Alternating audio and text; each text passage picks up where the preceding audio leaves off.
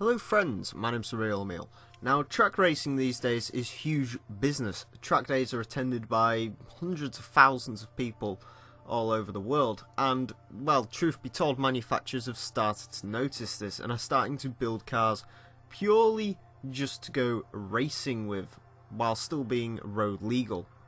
These cars are usually extremely light, have medium amounts of power, I'd say. They're not hugely powerful, but their whole purpose is to go around a track very quickly. So I figured I would gather up a lot of these cars and see how fast the lap time they can set around our test track. The first car today is the Lotus Exige S. This car has 345 horsepower and 2,593 pounds of weight.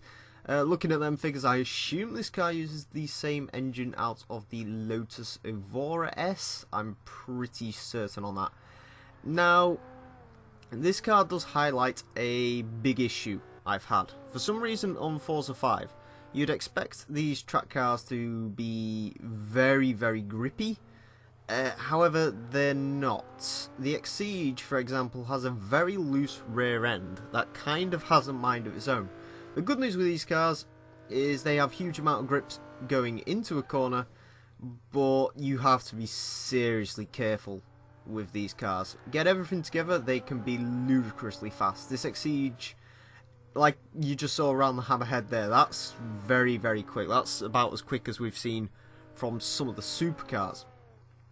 Now, of course, that would be the main key advantage, would be their speed around corners, because in a straight line these cars aren't ridiculously fast. 345 horsepower is about, again, it's about in the middle of the stuff that's gone around here, if not on the lower end. So the Exige wasn't exactly excelling in a straight line, but across the line it goes. Similar to the Exige, if you want something that's a little bit more airy, you can have a Lotus 211. This has 252 horsepower and weighs only 1,642 pounds. There is a new Lotus 311. Unfortunately, that's not in the game. I actually prefer that model because I'm not a huge fan of these Series 2 Elises. Sorry. The Lotus 211 is a pretty mad car, and on Forza 4 I've heard loads of good things about this car. And in 5, yeah, this car is insane. The brakes are incredible on this car. As in, I can stop at the 50-meter board. You can't really do that unless you're driving small hot hatches around here, because they can't get enough speed up. Well, as this thing will stop there perfectly. The rear end is a little loose, unfortunately, on the 211. If it was planted, this thing would be ludicrously fast around this track, as in, I'd expect it to be rivaling supercars. But as it stands, the 211 just...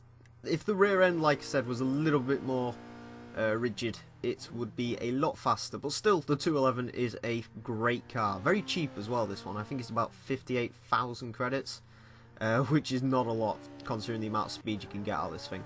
The final Lotus-derived car today is the Caterham Superlite. It has 263 horsepower and weighs only 1,116 pounds.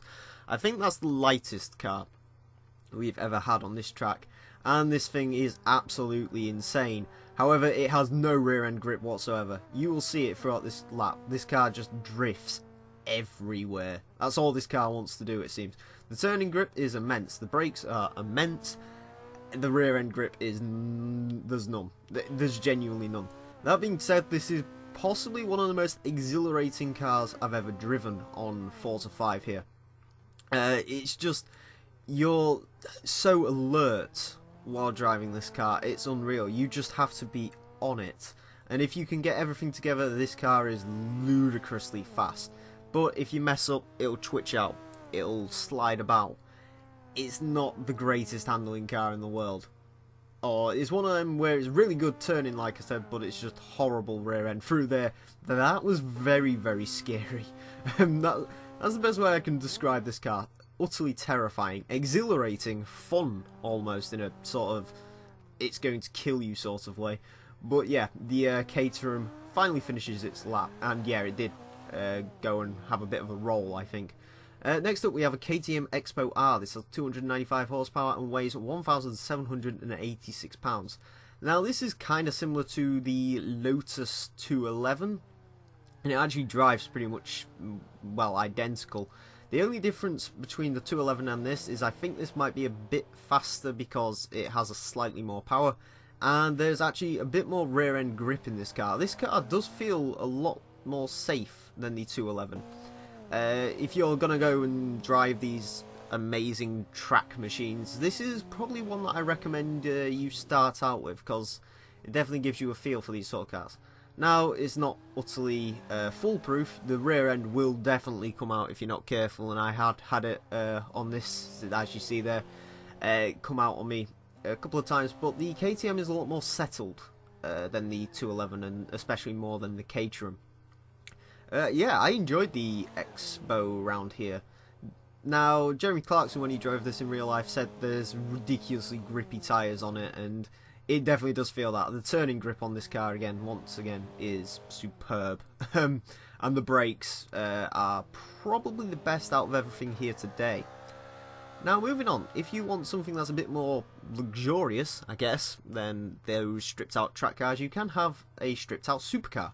This is a Ferrari 360 Challenge Stradale. It has 409 horsepower and weighs 2,844 pounds. I discussed this car in the first season of the Top Gear laps. This thing is insanely grippy. This is probably one of the best handling cars in this game. It's just so ridiculously planted, and after driving those insane track monsters, this car was definitely very nice to drive. Of course, it's not quite as quick out the corners, or even as quick round the corners as those cars. You know, this car is, I believe it's down on PI compared to the rest of these, save for the X-Siege. All these cars are A-class. So the Ferrari is a bit down on speed, and in fact is a bit down on its speed through corners compared to some of these track monsters. But this car, it takes virtually no effort to drive. You can be so unbelievably relaxed in this car, and it was setting very consistent lap times. As far as all the Ferraris in this game goes, this is probably one of my favourites, definitely to drive anyway. It reminds me a lot of the F40, but it's a bit more settled than the F40, but it does sacrifice some of the F40's speed. Speaking of fantastic handling cars, we have a Dodge Viper ACR, 599 horsepower, 3,408 pounds of weight. Whoever said American cars can't turn has clearly never heard of the Dodge Viper ACR. This thing is superb handling. If the best handling car in this game isn't the Ferrari 360, it's definitely a toss-up between this and my personal favourite Maserati MC12. This car is just superb. Honestly, it's the only way I can describe it.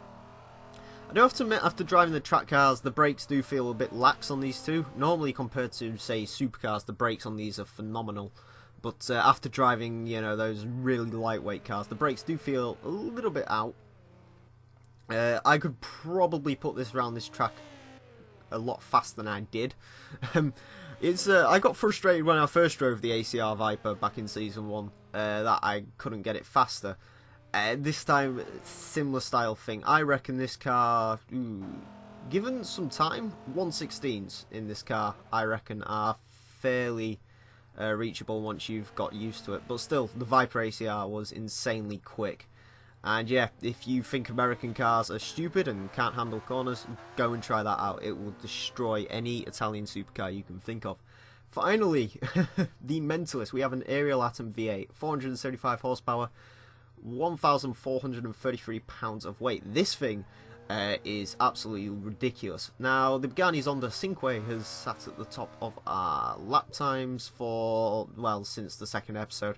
So I figured we needed to send something around that could put it to shame, and the Ariel Atom V8 I figured would have a good chance at getting onto the top line. Now, this car is extremely scary to drive. The Caterham and this are actually fairly similar. This just has a lot more speed than the Caterham, is perhaps a little bit more settled, at least in my experience. This car can be twitchy if you sort of let it creep up on you like that, but yeah, the Ariel Atom was a lot better than I remember it being, certainly. And if you treat this thing with absolute respect and know your limits, the V8, as you can see there, is insanely quick. This car is just awesomely, awesomely fast around the track. As far as road legal's concerned, there is nothing on this earth that would probably get you round a track faster than this thing. Anyway, on to the times, and it's the Ariel Atom V8 that does beat the Zonda Cinque and becomes our new leader, with a 112.761, getting the Zonda by about 0.7, which is really, really good. The Dodge Viper ACR gets a 117.299, putting it in 5th. It's only marginally slower than the Ferrari F40, and it's faster than a Ferrari F12 Berlinetta. That's insane. The KTM XBow gets a 118.670, beating a Ferrari 430 Scuderia fractionally and the Yellowbird. That car was very, very quick. I do actually recommend giving the XBow a go. If you've sort of tried track cars and they're a bit too scary for you, that car is certainly one I would recommend trying out. But yeah, that Viper ACR, that's very quick. I'm just going to go back to that because honestly, that car's only 110,000 credits and it's sat there with 240,000 credit supercars. Insane, insane car. The Caterham R500 gets to 11th with a 118.991, beating a Corvette by 0.5 of a second. So I guess that either shows the Corvette's really good, or the Caterham is very slidey. Lotus 211 gets a 119.594, fractionally slower than the Corvette C6. And the Ferrari 360 Challenge Stradale is underneath that by just 0.2 of a second, 0.1 of a second either. The 360 Challenge Stradale is slower than the Viper, but then again it's down on PI by about 50, so still, the Challenge Stradale and the Viper, it's a tough choice for me, which one I'd choose out of them. The 211 was great, don't get me wrong, it's a very good car, however I would say the XBow is just a little bit safer, and as sort of, I don't know, what's the word, uncool as that sounds.